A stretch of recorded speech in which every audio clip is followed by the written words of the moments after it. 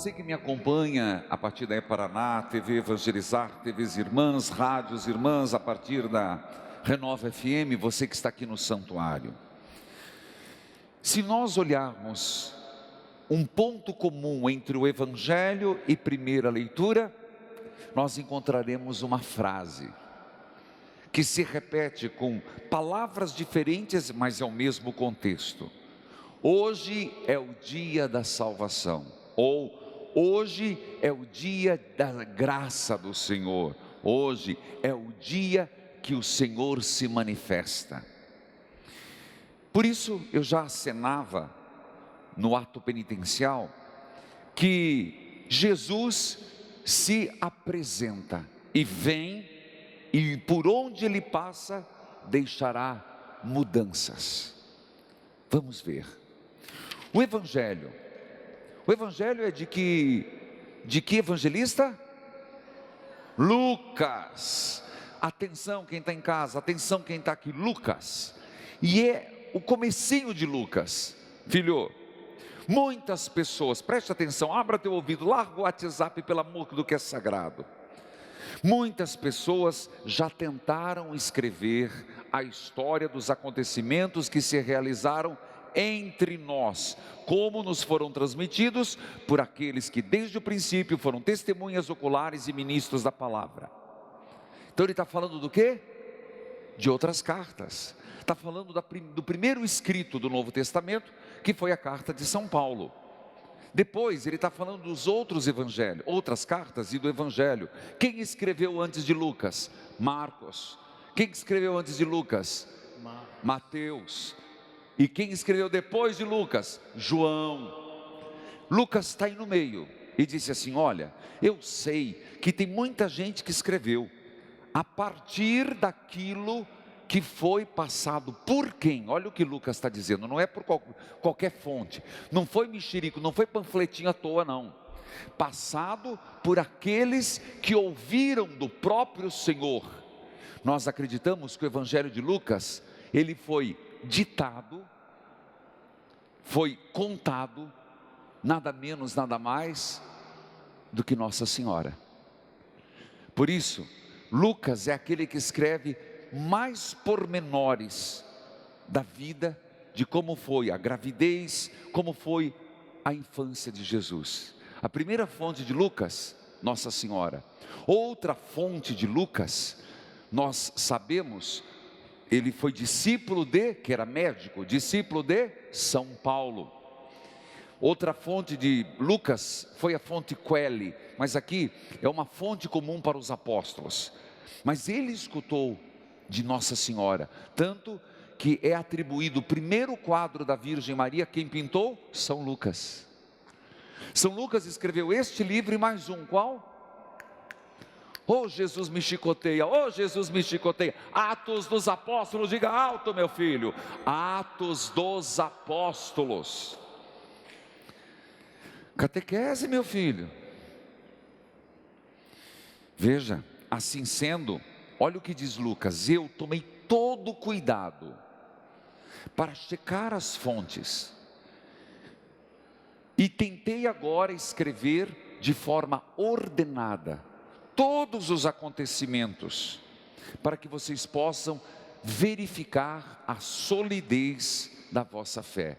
Então, veja essa inspiração catequética de Lucas. Lucas não escreveu por escrever, tem um propósito. Ele escreve para que a nossa fé seja confirmada a partir dos seus escritos. Grave isso. Por que você lê a Bíblia?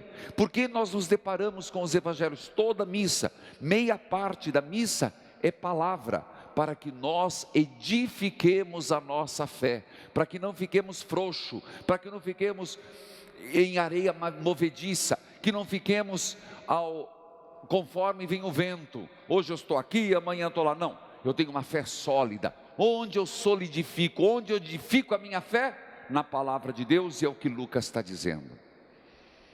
Então, se você está meio frouxo na fé, meu filho, se você está sentindo que está numa corda bamba, largue mão. Temos que ser sólidos. Ainda ele dedica o texto a Teófilo, é o início do Evangelho. Teófilo, um discípulo, uma pessoa importante, com objetivo catequético. Eu repito, não por ser repetitivo e não ter o que falar, foi escrito para solidificar a nossa fé. Veja, a partir dali, Lucas começa a apresentar Jesus Cristo, e é lindo. Ele começa a dizer que a fama de Jesus crescia, a fama de Jesus tocava nas multidões, que ele voltou para Galiléia, que Jesus, que ele vai descrever, que ele vai contar, que ele vai testemunhar, veio com a força do Espírito. Que coisa linda! Eu diria que é a oportunidade que eu e você temos de, começando Lucas, a gente se abrir para a pessoa de Jesus Cristo, se abrir para Ele, aprender. Eu enfatizo o Jesus bíblico, o Jesus das Sagradas Escrituras. E Lucas diz, ele veio para a Galiléia, viveu em Nazaré, cresceu lá, e ele foi em Nazaré e foi à sinagoga. Na sinagoga aconteceu algo, ponto. Vamos à primeira leitura. Aqui só foi uma introdução. A primeira leitura, ela é fruto de um momento muito difícil para o povo de Deus. O livro de Neemias. Aqui são dois personagens que aparecem, Neemias e Esdras. Gente, o povo que foi trazido do Egito, que foi cultivado por Deus, a vinha que foi cultivada, a vinha que foi cuidada, zelada, que recebeu os mandamentos da lei de Deus, em Êxodo 21, que andou pelo deserto, chegou na terra prometida. Este povo, pela má condução dos governantes, pela entrada da idolatria, favorecida por muitos governantes. Antes de Neemias, tem um histórico terrível de governantes crápulas, de governantes idólatras. Qualquer semelhança é mera coincidência, não sou eu que vou dizer com o que nós estamos vivendo. O que aconteceu? O povo se rebelou, se afastou de Deus e abandonou o projeto de Deus. Repito, um governante, e isso é muito forte em Neemias. Surgiram, e aqui não vem ao caso citar os nomes, quem me acompanha pelo rádio vai ver pela história dos profetas. O povo vinha governado, a partir de Samuel, eles pediram um rei, e depois do rei veio o rei Saul, o rei Davi, Salomão, e aí destrambelhou tudo, porque os filhos começaram uma briga tremenda.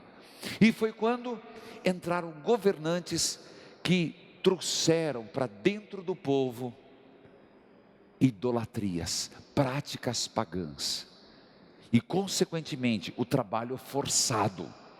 Quando começou isso, uma região se rebela, uma outra parte começa a questionar, espera aí, cadê a promessa de Deus? E começaram a copiar costumes pagãos. É então que entra Neemias e Esdras, queriam reconstruir um coração de fé no povo. O que eles fazem? Pegam o livro da lei, é isso que você ouviu, e proclamam, pelo que dá para entender, a Torá, o Pentateuco, em praça pública. E quando o povo começa a escutar o que Deus esperava deles, o amor que Deus tinha por eles, o que Deus tinha feito em favor daquele povo, eles começam a chorar, rasgam suas roupas e dizem, amém, amém, nós queremos voltar a esse Deus, nós renunciamos à idolatria, nós queremos uma mudança de vida. E é uma euforia, esse texto que você ouviu, e é quando eles se prostram diante de Deus, é a reconciliação, é uma volta do coração para Javé, é a volta do povo para a palavra. Eu diria que nós precisamos pelo menos algumas vezes na vida, se não pelo menos eu diria anualmente, ou de vez em quando, e Deus às vezes propicia isso, a gente tem que se questionar, a gente tem que se colocar diante de Deus, eu, a família, a assembleia, e dizer: a quem seguiremos? A quem nós nos prostraremos? Se as coisas vão más, a culpa não é de Deus, é que nós nos desvirtuamos de Deus, nós nos apartamos de Deus, nós desistimos do sonho de Deus, nós abandonamos o projeto de Deus, e vai mal a pior. Então retomemos o caminho do Senhor. Por isso o povo grita: amém, amém. E é quando eles dizem: este é o dia consagrado ao Senhor vosso Deus. Gravaram essa primeira leitura? Vamos agora voltar ao Evangelho. Lá é um livro proclamado, lá é um sacerdote que se levanta, Esdras. No Evangelho, de novo, olha aqui que aparece de novo, o livro sagrado de Isaías. O sacerdote, não mais Esdras, mas Jesus Cristo. O questionamento é: diante da leitura de Esdras e do Antigo Testamento, o povo sentiu uma vontade imensa, uma saudade de Deus, uma vontade de mudar de vida, se prostram no chão. E você sabe o que se diz, por que a gente tem que dizer amém forte? Não é para fazer choro, não, amém, amém. A missa é participativa, amém, assim seja, Senhor, porque um amém bem dado na terra é confirmado no céu. Se isso aconteceu em Esdras, quanto mais não seria em Jesus Cristo, verdadeiro Deus, que proclama no Evangelho algo maravilhoso que Lucas coloca. Ele veio a Nazaré, pegou o livro, igual Esdras, de Isaías, entrou na sinagoga e disse: o Espírito do Senhor está sobre mim. Eu queria que cada um agora começasse a desmontar seus falsos ídolos, as suas falsas expectativas, todos nós, fazer como o povo do Antigo Testamento, se prostrar diante do Senhor e dizendo no seu coração: amém, Senhor, é aqui que eu me agarro. Vai dizendo isso: amém, Senhor, amém, Senhor, amém, Senhor, amém, Senhor, é aqui que eu me firmo, é aqui que eu me esta firmo. é a minha fé, Esta é a minha fé. Olha o que Jesus está dizendo: o Espírito do Senhor está sobre mim, porque Ele me consagrou com unção. E olha o que Ele pode fazer na minha e na tua vida. Se você acha que o mundo está mal, que a tua vida está errada, que alguma coisa não está no compasso, eu vim para trazer a boa nova. Veio em Esdras, Ele vem agora, o próprio Deus desce na terra, o próprio Deus na encarnação. Que coisa maravilhosa, o que é o Natal, se não é o próprio Deus descendo em forma humana, assumindo a forma humana, para anunciar o que antes era pela boca dos profetas, para dizer: eu vim para transformar vossas vidas. Se você está escravo, eu te liberto. Se você é cego, eu te dou a vista. Se você é oprimido, eu alivio tua opressão. E para proclamar a todos o ano da graça do Senhor. O que é o ano da graça? É o ano em que todos os pecados são perdoados, e o foram por Jesus. É o ano de retomar a caminhada. Que coisa linda, gente. Por que repetir os mesmos erros? Por que não aprender com o povo do Antigo Testamento e o povo que matou nosso Senhor Jesus Cristo? Por que eu e você não vamos ser inteligentes e dizer que diante do sacerdote, o sumo e eterno sacerdote Jesus Cristo, eu me prostro, eu digo amém, e todos os falsos ídolos da minha vida, todos os apegos, todas as esperanças que não sejam em Jesus, eu as retiro de mim, porque serão frustradas, e começo um tempo novo, o tempo da graça. Por que você não põe isso no teu coração? E Deus está me dando um ano da graça, o Senhor está me libertando para a graça de Deus, para a sua misericórdia. Quem tem ouvidos, ouça. Amém? Amém.